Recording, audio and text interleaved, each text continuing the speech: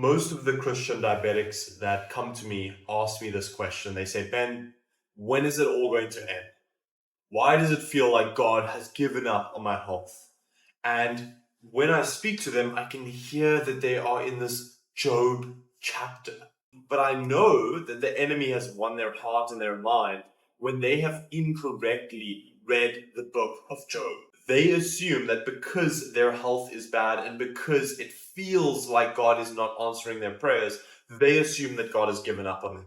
And they assume that because they are physically ill, they must become mentally and spiritually ill. And this prevents them from taking action. This is the root of what causes all of these limiting beliefs, like type 2 diabetes is irreversible. I need to be on medications for the rest of my life. It's chronic. Or it runs in my family. It's genetic. I have no chance of rewiring and rebuilding my health and entering remission. What a lot of these Christians make the mistake of doing is they think that Job had given up mentally, but he hadn't. He was a righteous and strong man. And if you are suffering in your health journey right now, I command you to reread the book of Job.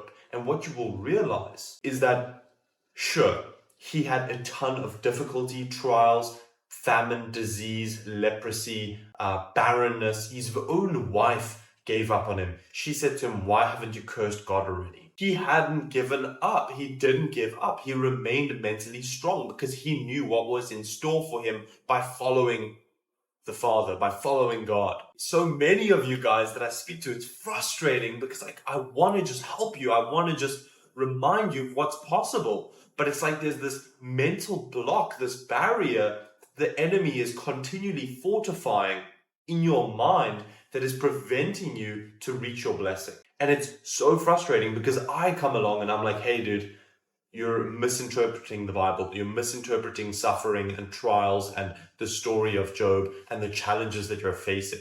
And sure, you might be physically damned. You might feel like you're in this physical trial, but if you've lost your mental capacity and you've lost your spiritual capacity, then you've lost entirely. You've lost the battle entirely.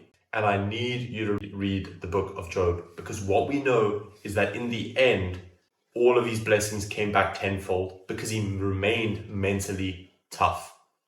He remained mentally, spiritually fortified. And you cannot let that component of yourself slip when you are on a health journey. If you've lost your physical health, do not allow yourself to lose your spiritual and mental health. Do not allow that to crumble.